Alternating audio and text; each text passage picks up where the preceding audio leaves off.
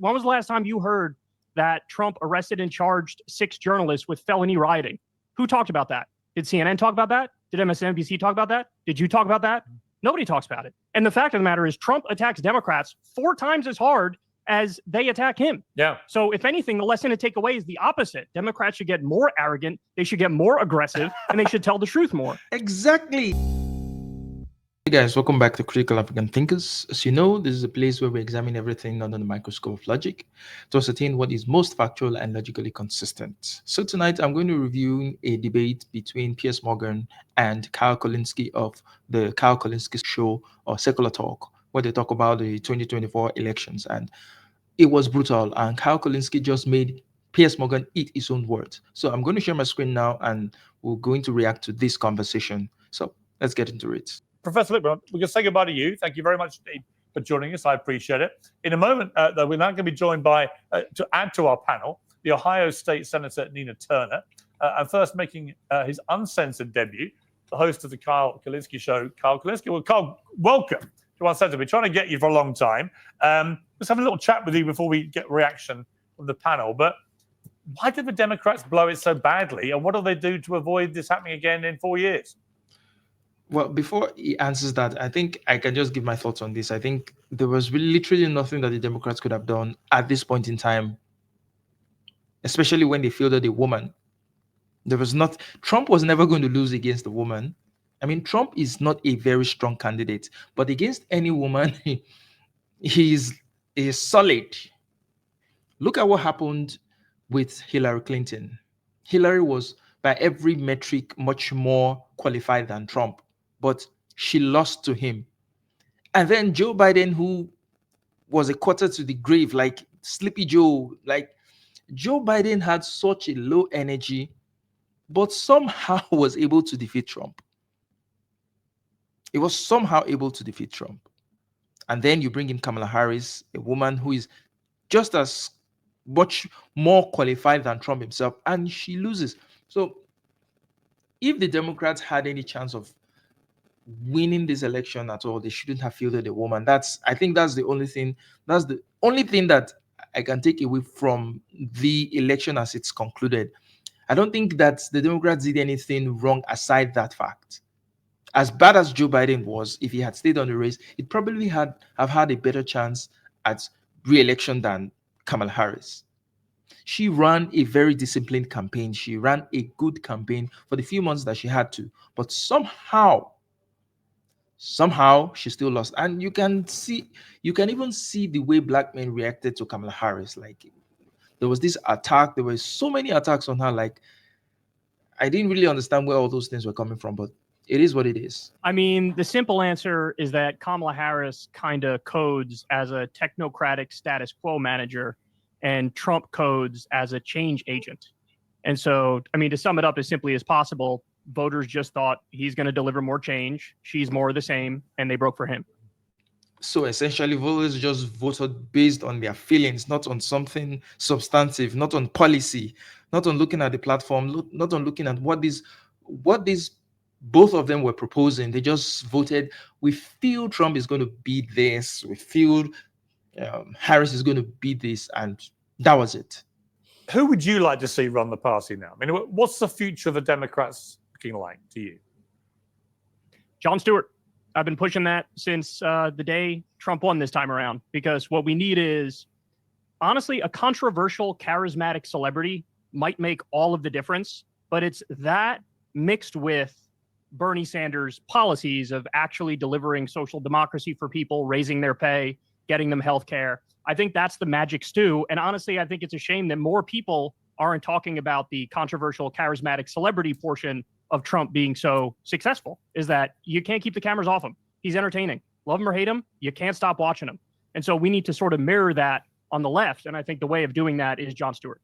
But I think he has a point here. I think since American politics has been reduced to being entertaining, like a show is a show, and the person who is most entertaining gets to win. But even Trump wasn't as entertaining this time around as he was the first time. This time his energy was low, he was just repetitive, he wasn't funny, he didn't have any zingers like he used to. So Yeah, while I get what Kyle is saying, that you need someone who would bring in that celebrity vibe on the left. Yeah. But his point that you can't stop watching Trump is not true. That was true in 2016. I couldn't stop watching Trump in 2016. I couldn't stand watching him in 2024. So 2016 Trump is a whole lot different from the Trump that you see now. He's not as sharp. He's not as witty. He's not as whatever he was in 2016 was phenomenal. He's not any of those things anymore. Age is actually catching up on him and it's telling on him. So, nah, I don't really agree with that point. I would add to that what Bill Maher's been warning for a long time to liberals, speaking as a liberal himself. And I'm pretty much where he is politically, I think. Bill Maher, Piers Morgan are liberals. Oh, yeah. I'm the king of England. I feel the same way. And I know you've been keen to say, look, Kamala didn't mention any of these woke issues or whatever, but she's very much associated with a lot of those woke issues. She's certainly voted in line with a lot of the more progressive stuff, like allowing transgender athletes in women's sport and so on. So she's seen to be a progressive who then moved rapidly to the center when she got the nomination, and it was all too much of a screech for people, probably on both sides. But this whole woke ideology, I don't mean the original woke ideology of raising awareness for racial and social injustice. I mean the way it's become a kind of new form of fascism, where the far left just basically want to cancel, shame, and humiliate absolutely anybody who disagrees with them about anything. Do you accept? Yeah, but that's a caricature. That may have been true of the far left in 2016 or after that. But after 2020, it was the right doing all that cancellation shit.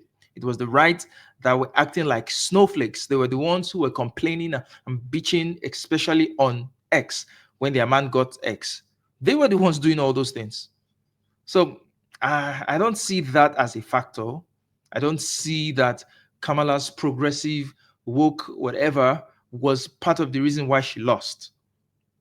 It might be part of the reason, but I don't think it's substantive, because what we clearly saw in the last 4 years was the right going apeshit with their wokeness. Right-wing wokeness was out of control.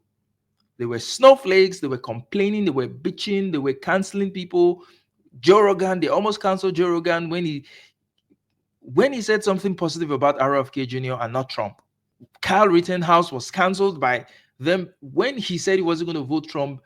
For some reason, there was nobody that said anything about Trump that wasn't attacked by the far right. So yes, the last 4 years was about the far right being the snowflakes. That has become a problem, a stick to beat the party with, which actually really damages them electorally. No, I think Kamala ran basically the platonic ideal of a non-woke Democratic campaign. She never mentioned race. She never mentioned gender. She never mentioned trans people. She never mentioned pronouns or Latinx or cancel culture. She repeatedly stressed that she was going to represent all Americans. She ran to the right on the issue of the border. She talked about owning a gun. She ran on freedom and patriotism. And so when you put all that stuff together, I simply don't know what people are talking about when they say she's they're talking about her. Exactly. I mean, she ran on. These are even typical Republican positions. She reclaimed things like patriotism. She reclaimed things like the Second Amendment. She reclaimed, these were very centrist, sensible positions, which makes me believe there was literally nothing Harris could have done to win this election. Nothing. There was not, she didn't do anything wrong to lose this election. Nothing. It's not on her, it's not on the Democratic Party.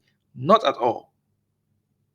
She ran on all these sensible policies, but somehow people thought that the chaotic Donald Trump was a much more better fit to be president. So, I mean, at times when people make their choice, they make their choice, and it's not your fault. Record. Those things hang on. They're talking about her record as vice president of the Biden administration, where they never stopped talking about this stuff for nearly 4 years. So you can pretend when you get the nomination, whoa, I'm a centrist, and I'm a gun-toting Rambo, by the way, as well, to all you Second Amendment people. But actually, if you judge her on what she said and did in 4 years, she was a progressive left person. And to pretend otherwise is to just ignore what went on in that period.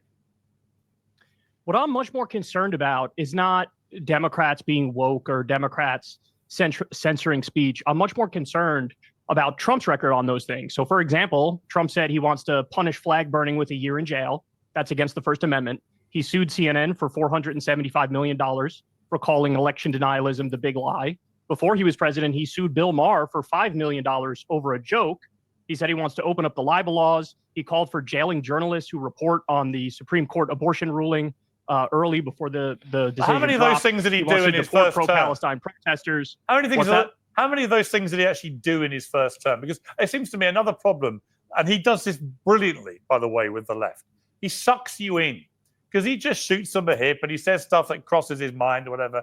And rather than pick him off on stuff he actually does, you all go completely nuts every time he opens his mouth and says something a bit crazy. And if I was advising the Democrats, I'd be like, stop doing this. You're literally playing into his trap every time you do this.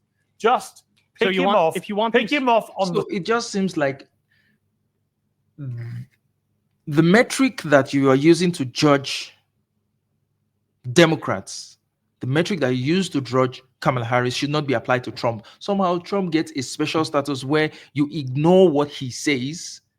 Yeah, just ignore what he says. Don't take him up on what he says. Look for something else to take him up on.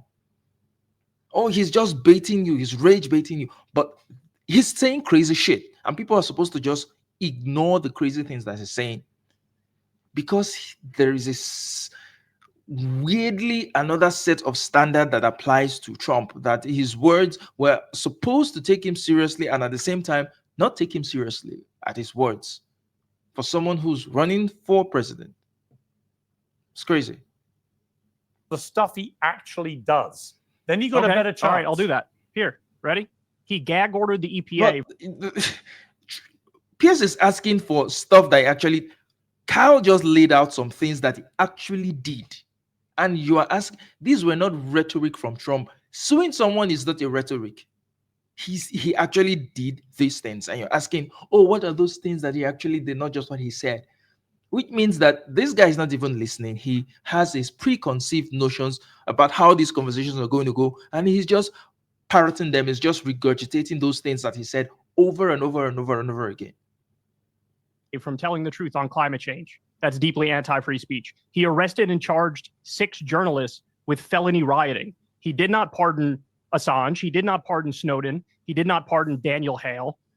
He wanted to invoke the Insurrection Act to deploy the U.S. to deploy our own troops against George Floyd protesters. These are all things that are actually on the record, things he actually did. And the thing that I find incredibly frustrating is that nobody talks about it. Trump magically gets a pass for things he actually did. He doesn't. Yes, he gets a pass. I mean, what sort of privilege is this?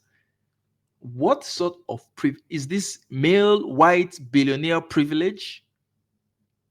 He gets a pass for all those things. Nobody touches, nobody talks about the crazy things that he did. He just gets a pass. Democrats get held to a super high standard. Come on, he doesn't get a pass. How many times have you heard people say those things I just told you? Trump has had. Wait. Hang on. Let me answer you. Last time you Trump has had the most unrelentingly hostile media from a mainstream media that is largely staffed by liberals. We know this because the way they all go nuts when their paper wouldn't come out and endorse Kamala and they all resign, so they reveal their true colors. Cable news the same. MSNBC, CNN. You can fire a harpoon around their newsrooms and you wouldn't hit a conservative, right? So let's just get real about the way mainstream media is made up. I've worked in it. And there are very few conservatives. And that is part of the problem as well. And I just think that ultimately... Do you need conservatives to be able to tell the truth? What if these leftists in mainstream media, they're right, which I think they're right. And I think they didn't even go as far as they could go. They didn't go far enough. They didn't tackle the issues. They were just attacking him superficially. They did not dig into the terrible and the horrible things that Trump actually did. And whenever they did that, they were being labeled as just witch hunting Trump. So do your damned, don't your damned. The Democrats are going to try and make themselves electable. They've got to move wholesale on now to a far more effective way of campaigning. And it can't just be every time Donald Trump speaks, mass hysteria, shaving your head, going on TikTok and posting videos of yourself screaming and saying you'll never have sex with a Trump supporter again. All this stuff is insane. How about just telling the truth? Wait. How about just telling the truth?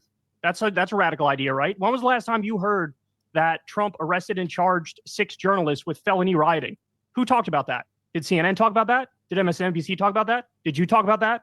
Nobody talks about it. And the fact of the matter is Trump attacks Democrats 4 times as hard as they attack him. Yeah. So if anything, the lesson to take away is the opposite. Democrats should get more arrogant. They should get more aggressive, and they should tell the truth more. Exactly. I think they played it too cool. Kamala Harris played it too safe. They should have been more aggressive. They should have attacked more. They should have tried to see. You don't bring, like they say, you don't bring a knife to a gunfight. Trump has set the metric that, you know what, there are no rules. You can play as dirty as you can play. I mean, you can go as crazy as you can go. And you're trying to be the same person there when everybody has agreed that this is a madhouse. You're not going to get anywhere. So that was part of their failing. I can admit that was they played it too safe. They were trying to be reasonable. They were trying to be logical. And you would think that reason and logic appeal to people on the right, but it doesn't. Kamala Harris played it too safe. So if there's any lesson that the Democrats need to take away from this is that there are no rules. You can go as dirty as you have to go. That's what the Republicans have shown works. No rules, go as dirty as you can. You're just trying to play this respectability politics when the other side doesn't care about those things. You're going to lose every time.